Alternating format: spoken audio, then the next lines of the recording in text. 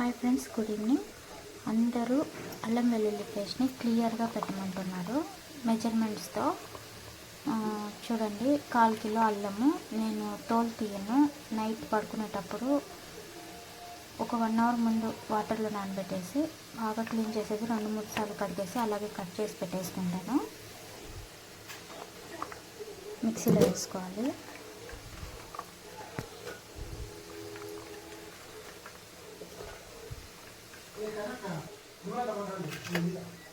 Call kilo onions,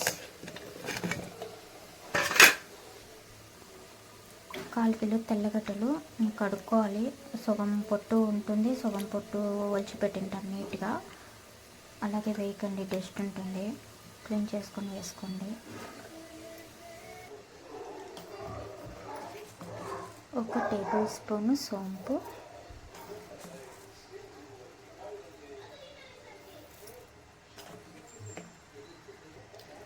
1 table spoon మిరియాలు,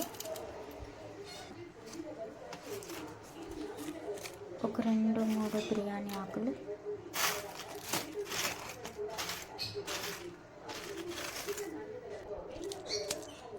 ఇలాచి ఒక 5-6 వేసుకోండి, ఫ్లేవర్ బాగుంటుంది. చెక్క, జాపత్రి ఉంటే వేసుకోండి, లేకుంటే స్కిప్ చేయండి. లవంగాలు ఒక 10 అలా వేసుకోండి. ఉప్పు కొద్దిగా, ఆయిల్ ఒక 2 టేబుల్ స్పూన్లు ఉంటే చాలు, ఆయిలే సరిపోతుంది. ఆయిల్ లోపల ఆనియన్స్ ఉంది కదా, అదే చాలు, సరిపోతుంది క్లారిటీగా. ఒక 1/2 టేబుల్ స్పూన్ పసుపు, అంతే అండి. మిక్సీ వేసుకొని మిక్స్ పట్టుకుందాము. ఇది వచ్చేసి ఏ కూరలలో, వెజ్ కర్రీస్లో, నాన్ వెజ్లో అన్నిట్లలో యూస్ చేసుకోవచ్చు. మీరు ఒకసారి ట్రై చేయండి, చాలా బాగుంటుంది. దినుసులు ఏం వేయాల్సిన అవసరం లేదు, అల్లం వెల్లుల్లి పేస్ట్ వేస్తే సరిపోతుంది. చాలామందికి ఇలాచి, చెక్క వంటలలో కనిపిస్తే కోపం వస్తుంది కదా, ఇలా పౌడర్లో మిక్స్ అయిపోయి ఫ్లేవర్ బాగుంటుంది, టేస్ట్ కూడా చాలా బాగుంటుంది. 3 బ్లాక్ ఇలాచి మర్చిపోయాను, ఇవి చాలు. మిక్సీకి పట్టేస్తాం.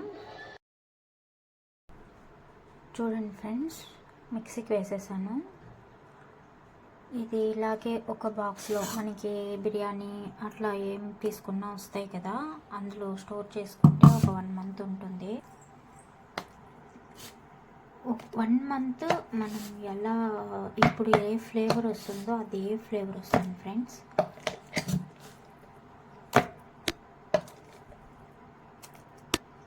చెడిపోదు, ఒకసారి మీరు ట్రై చేయండి. నాకైతే చాలా బాగా నచ్చింది. నేను వేరే మాస్టర్ చెప్తే నేర్చుకున్నాను. వాళ్ళు చెఫ్ అన్నమాట, హోటల్స్లో వాళ్ళు చెప్తేదా నేర్చుకున్నాను. అంతే ఫ్రెండ్స్,